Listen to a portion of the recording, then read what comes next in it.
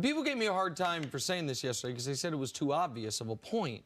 But for the Rockets, it's infinitely true. Listen, they need to hit shots, and they need Russ and Harden to play great.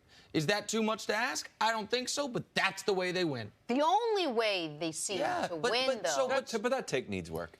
Why? Why? It's accurate. But it's accurate for the Orlando Magic too. No, it's not accurate for the Orlando Magic, and it's not accurate for the other. The Clippers can win even if Kawhi and Paul George don't each play great. It's tough for them to win if both of them play poorly, but if one guy plays poorly, because Lou Williams might drop 30 on you, Montrezl Harrell can get you for 25 and 15 rebounds. Marcus Morris, who thinks he's a top 10 player in the league, gonna be gunning, he might be hitting. So, like, they have different ways to beat you. The Lakers can beat you and have beaten you in games where neither LeBron nor Anthony Davis score a lot of points because they have an excellent defense, right? Milwaukee can do the same thing. They can beat you because Giannis is greater. They can beat you because of defense. The Rockets they've got one way to win. And when Harden and Russ, now the bright side is this, when they both play well and they're hitting shots, not only do they win those games, they are almost impossible to beat. So when they are playing well and they're hitting shots, you're not going to keep up with them scoring-wise. You're just not. And so, to me, they're a very simple team. They need in every 2-week stretch in the postseason for 4 out of 7 nights, Russ and Harden to be awesome and to hit shots. And if they, in a playoff series, lose a game where Russ and Harden are awesome and they hit shots, then they're in trouble. Because I don't think Russ and Harden are going to struggle, both together for an extended stretch. But if they all of a sudden have a night where, damn, we were playing the Mavs, and Luka went off for 40, and Kristaps had 25, and they hit 18 threes to our 21 threes, and we wasted one of our good shooting nights, then you're in trouble. But that's who the Rockets are, which is why you shouldn't overreact to horrible losses, and you shouldn't overreact to great wins, because they are the highest variance team, sorry to keep using that buzzword, in the NBA right now. Well, with them, I just think that I was totally comfortable when people are saying, Golden State live and die by the jumper. They only going to win if they're hitting jumpers. I'm not comfortable with Houston because Russ is not – he's one of their star players, but he's not a great three-point shooter. And like you said, they need to hit threes to win games. I don't think this team, if they're relying on three-pointers to win games, I'm not talking about regular season. I'm talking about in the playoffs and going forward.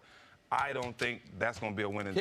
Can I push back on that just a little bit? Because to me, this is the key to adding Russ, is he can have a great game, his best games, without hitting threes. Right. He is the guy who gets to the rim and gets to the mid-range. Right. So it's, yes, the team as a whole needs to hit threes to play well, and Harden obviously can only play well if his shot's falling or if he's getting to the line a ridiculous amount of times. It's only a 3 or a layup. There's nothing in between with James.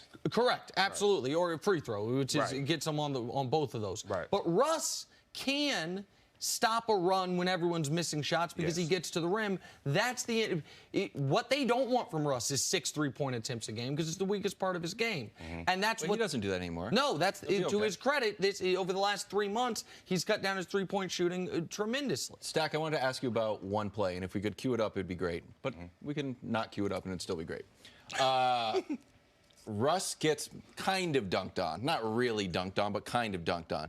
And you can see it when the ball's about to be inbounded to him. He's like, I got to get back. I'm coming. And it's like the sheer force of will. Like, he's deciding to score, like, while the ball is going through his own basket. He's like, oh, now it's on. We have analytics on one side, and we have Russ's sheer force of will on the other side. Is there enough Russ sheer force of will to carry this team through the playoffs? Well, one, I want to give a shout out to young Nas. I coached him in Allen Iverson's game. That kid's going to be a great pro. Oh, God.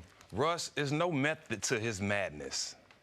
You just have to let him go. It's like one of those little toys that don't move until you put the battery in and just run around the house.